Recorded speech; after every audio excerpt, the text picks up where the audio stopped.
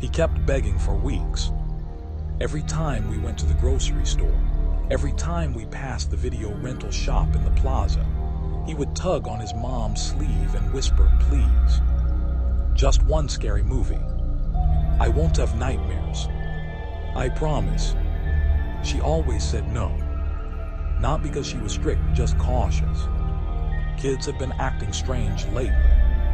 The news kept talking about curfews and unsupervised content. She didn't trust half the movies on those dusty shelves. But that Friday night, after a long week and a surprisingly good report card, she sighed and said the words he'd been waiting for. "Fine, you can pick one, but nothing with that hockey mask guy or the knife handmaid." He grinned.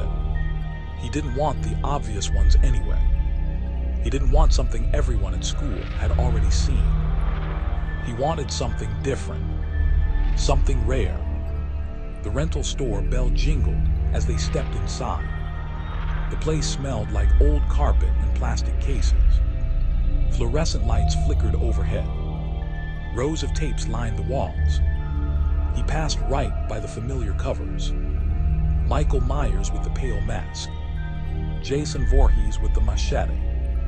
Too basic. He wandered into the far corner, where the horror section thinned out and the labels looked older. That's when he saw it. A black VHS case. No artwork. No tagline. Just silver letters pressed into the plastic. The Hangman. No studio logo. No rating. No actors listed. It felt heavy in his hands. He brought it to the counter. The clerk, an older guy with tired eyes, squinted at the tape. He muttered, "Don't remember this one." He turned it over. Nothing on the back but a single sentence. "He records everything." The clerk typed the title into the computer. Nothing came up. "That's weird." He frowned, then manually entered something and scanned it under a generic code. "That'll be $2.99. As they were leaving, the clerk called out, "If it doesn't work, just bring it back." But his voice sounded unsure, almost nervous. That night the boy rushed through dinner, barely tasted his food, threw on his pajamas, brushed his teeth in record time. He slid the VHS into the player. The TV buzzed. Static. Then it began. The footage looked raw, shaky, like someone holding a camcorder too close to their face. First-person view. Heavy breathing. The camera turned toward a mirror. A man stood there, face hidden by shadow. A rope hung around his neck like a necklace. The screen cut. Next scene, the man walking down a quiet suburban street at night.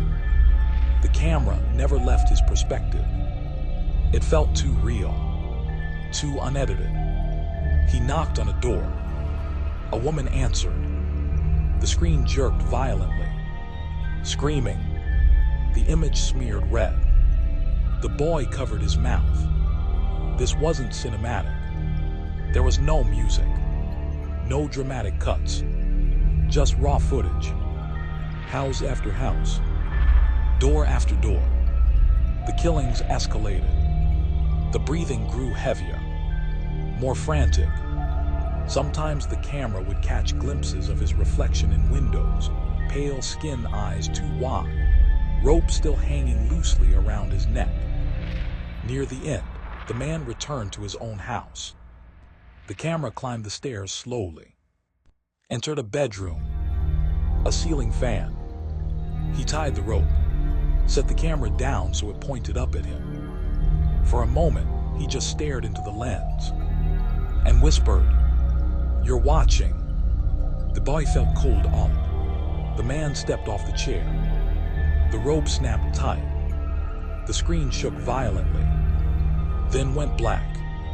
The VCR clicked. The tape stopped. The boy exhaled shakily. "It's over," he whispered to himself. The TV remained black. Too black.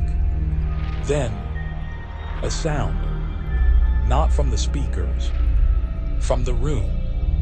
A soft thud, like someone stepping onto carpet. The TV screen flickered back on. The bedroom from the film appeared again. But something was wrong. The rope was still swinging, and the body was gone.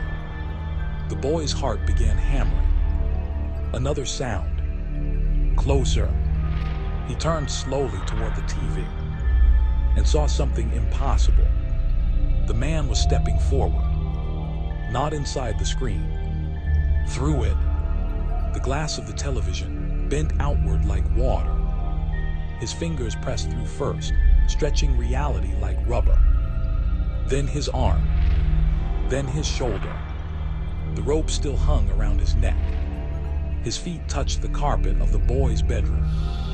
The screen behind him snapped back into place, now showing nothing but static. The man's breathing was louder in person. Wet. Broken. The boy screamed. The hallway light flipped on. His mom burst into the room. "What is wrong with you?" The man was gone. The TV showed static. The VHS tape had ejected itself halfway. The boy sobbed, unable to speak. He pointed at the TV, shaking. She unplugged it, frustrated but concerned. "You're not watching stuff like this again." That night, he refused to sleep alone. He climbed into her bed, clutching the blanket tightly. She stayed awake for a while, rubbing his back until his breathing slowed. Eventually, she fell asleep. He didn't, because sometime after midnight, he heard it. Footsteps in the hallway. Slow, dragging. He froze. His mom's door creaked open slightly, but she hadn't moved. The footsteps stopped just outside the bed. He could feel someone standing there, watching. The mattress dipped slightly at the foot of the bed, indenting, as if someone had placed their weight on it. He squeezed his eyes shut. "Don't open them. Don't open them." A whisper floated down to him. You watched. The room smelled like old rope and dust. The next morning, his mom acted strange. Quiet, distracted. She kept staring at him like she was trying to recognize something. When he asked what was wrong, she said, "Did you come into my room last night and stand by the bed?" His stomach dropped. "No." She went pale. "I thought I saw someone. A man. I figured I was dreaming." That afternoon, the news reported something strange. A home invasion 3 streets over. The victim said the attacker wore no mask, just a rope around his neck, and he carried a camcorder.